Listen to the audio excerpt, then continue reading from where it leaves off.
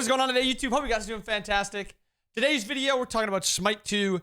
We played 30-something, 35 hours of SMITE 2 this weekend. Nerd!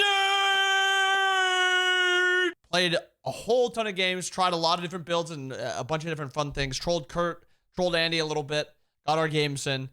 And now after all that, I've decided to put together a video just on my first thoughts towards, how I feel about it, stuff I like, stuff I don't like, and just kind of go through it and just let you guys know what I think, and you guys can kind of respond in the comments about how you think about my thoughts. Do you disagree, agree? We're just going to kind of go through everything pretty generalized. Tomorrow's video is going to be more specifically towards the item store, if that is something that is confusing to you, or if you just want my thoughts on it. But I will touch on it a little bit in this video. But yeah, this is going to be a lot more general ideas of the SMITE 2 so far. And again, the game is in alpha. It is like pre-alpha. It is like pre-alpha. It is very bare bones, but there's a lot of good stuff in the game, and I did enjoy my weekend playing it. It's going to be a little tough to go back to SMITE 1 after having fun on SMITE 2, but you got to do what you got to do. So all we got is this little notepad. You're going to be typing out just general ideas and moving down through as I think of stuff. Starting off with just when I instantly got in. The game looks great. Flat out, the game looks great, and the game feels good. Like, using the abilities feels good. I think it is a little slow and stiff. Visually, the art on the map is great. Like, the art already looks like it's finished for a lot of the things. The gods look really good, and when you're walking around, when you're using your abilities, as long as the game isn't glitching with like Fenrir Brutalize or something like that, the game feels really good to kind of maneuver around and stuff like that. There are a few abilities, a few combos and stuff like that that do feel really slow and really stiff. On Her is the main one that sticks out to me. On Her, one of my favorite SMITE 1 gods, feels pretty different in SMITE 2. He feels really slow. Like, it feels like he is doing more, but he's doing less. So he feels like he's doing more, but he's actually doing less. And I hope that they can kind of make his one feel like his one is a square, and it didn't look like the wall a lot of times was that exact square, so you would like miss an impale off of it. The impale felt like it came out a little slow sometimes. The jump was the only thing that I was fine with, and it looked really cinematic and sick. And then the ult also felt pretty good. That final one always felt super overpowering. Another one is Fenrir Brutalize. You would kind of brutalize in, and then you would like sit behind the target, and then it felt really awkward to try to auto off that fourth brutalize. Like on SMITE, you can brutalize and then get that auto off as long as they don't time like an Aegis or something off of it. You can get it really easily. In SMITE 2, not a thing. It is very slow and stiff off the brutalize. But if they kind of fix that stuff up, again, it's pre-alpha, not saying they can't. It's just so far, that's how it feels. The changes to some god kits. Zeus, Loki, Fenrir, Neith. I mean, there's a lot of changes to every single god kit, but I'm going to focus on these four. Zeus, with the 2 change, is the only one that I'm still a little meh towards. It felt awkward in some points, and then it felt good in some points. Maybe it's just because the character's changed, and I'm still kind of thinking of him as old Zeus. Maybe he's a little bit more battle magey because he has that CC, that big area damage, and then he also has the trading potential with the 2. Maybe it's just something I'm not quite used to, but Zeus I'm like coin flip on. So if you ask me tomorrow, maybe I say it's good. Right now, I'm thinking it's like meh. Loki, though, my favorite change in the entire God changes list is Loki, after getting a kill, resets his 1 cooldown, his invis, which is awesome. He feels like an assassin with that. Now you can stealth in. If you do get that 1 shot, stealth out. You're an assassin. That's your job. So I think Loki, 10 out of 10, fantastic change. The ult, though, does feel bad. And I don't know if it feels bad because there's no cripple into a stun, or if it feels bad because of how slow the stun comes out. Either way, Loki has 1 really great change and 1 really bad feeling. Fenrir, the rune changes, great. It was a phenomenal idea. Every brutalize stacks your runes. Every jump stacks your runes unless it's full runes. And then you use it for that extra value where with the 1, it's a stun. With the 3, it is the AoE damage. Great. Fenrir feels really smooth with that. And then the last one is Neith. Neith changes were weird to get used to at first, but after playing her 2-3 times, it's so much better. She really does feel like how she should have felt in SMITE 1. Her 2's dropping weaves instead of her 3. Her 1 combos with her 2. Her escape is her 2 on the ground, and then she 3's out, and she roots you while also getting out. I think Neith is a phenomenal change. To talk about the store for just a few seconds, int items felt super underwhelming. It may be because of the unoptimized use of the buff item. So that int item that buffs your int by 20%, but it's on an active. That is, I think, where a lot of the power in mages is gonna lie, or a lot of int gods is gonna lie. And I played Zeus, Anubis, Kukulkan. I played a Ymir game, and I built him full int. And through all those gods, the only one where I ever felt like I was doing a whole lot of damage was Anubis, and that was in super, super late game where I had like a 3k int pot. But it just felt like as a mage, I would just get ran at by hybrid gods or tank gods, and I couldn't kill them. And then with tanks, they couldn't kill me, but the hybrid gods would just still one-shot me, but I couldn't really damage them. So maybe int items are a little underwhelming, but it also might be that that active item is just not being used well by me. It's not being used well by others. I've heard this echoed by others also. The strength items I had no issue with. When I played jungle, I felt like I was in a really strong 1v1 spot. I felt if I got ahead, I could just kill everyone.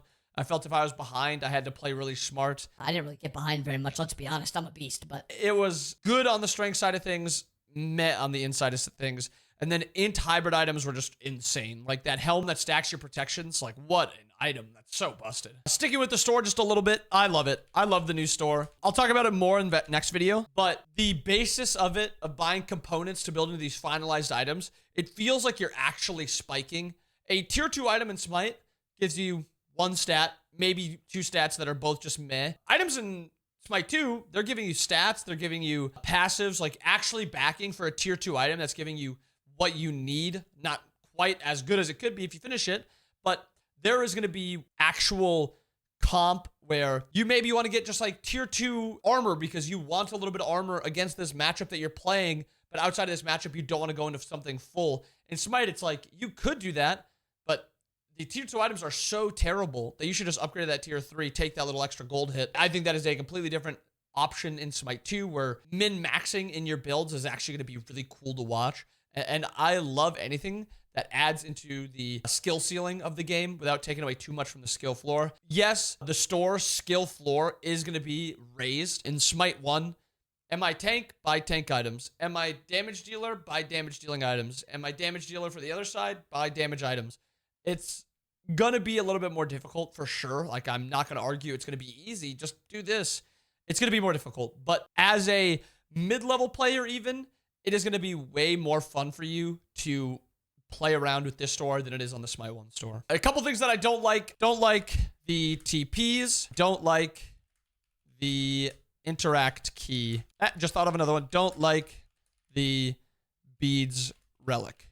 So, 3 things that I don't like, and these are the 3 biggest that stuck out to me. TP's cooldown is way too low. I could have, if I wanted to, sat in solo lane, cleared my wave, TP'd over, ganked duo lane, TP'd back, take my wave again, TP back over to duo lane. Like, yes, the map should feel maneuverable, but it should not be that maneuverable. The TP, somebody actually in my chat had a really good idea where make the first TP 30 seconds, and the next time, add 10 seconds. Add 10 seconds next time. Add 10 seconds next time.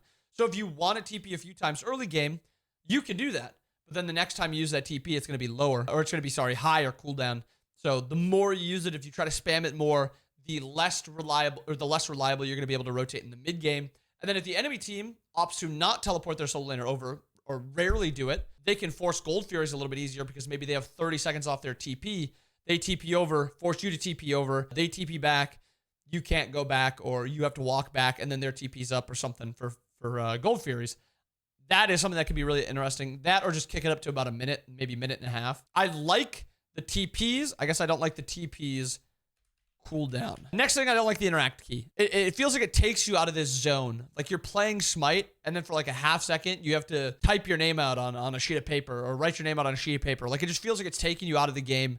The only thing I would like the interact key for is for the walls around Fire Giant and around your Phoenix base. Those ones I don't hate, but interacting with the gold, I don't like. Interacting with the Warhorn, I don't like. If there's anything else I can't think of for interacting, maybe I just can't think of it, but there's very clear grievances that I have with those. I think, could they make it where you slowly walk while using it? Yes. Could they make it where you press it and it's instead of like a holding, you just press it and then it's done? Yes, but I think it's just better to have it as an area you walk and you stand in. Like maybe if you walk into it, you stand still for like a second, you collect it. If the enemy hits you or pushes you or something like that, then you stop collecting. I don't know. I just feel like the interact key is just clunky and I don't like it. Last thing I really don't like is the Beadz relic, and I've complained about this one a lot, but I'm going to complain just a tiny bit more. Final K made a tweet about it that I want to pull up quickly because I think this is a brilliant breakdown of Beadz. Beadz is inherently anti-playmaking. It's also exclusively used defensively and has a low skill ceiling compared to something like Blink, and every argument for it. I don't like the new game. I don't like it in a new game like Smite 2. Completely agree. Like, this is going to be me saying, completely agree, because everything he hits on here is just true. Too much CC in the game, you're making a new game. Lower the CC in the game. Every character doesn't need 3 hard CCs. This is one of the funniest because people act like it should be given. There's too much CC in the game. Like, it should just feel like there just has to be. Just lower the CC. Biakai kind of responds a little bit lower, and I'll pull up that and kind of give a rebuttal to that. But Beadz is noob friendly. It's really not. If you ask like a newer player, do you like using Beadz? Are Beadz easy to understand?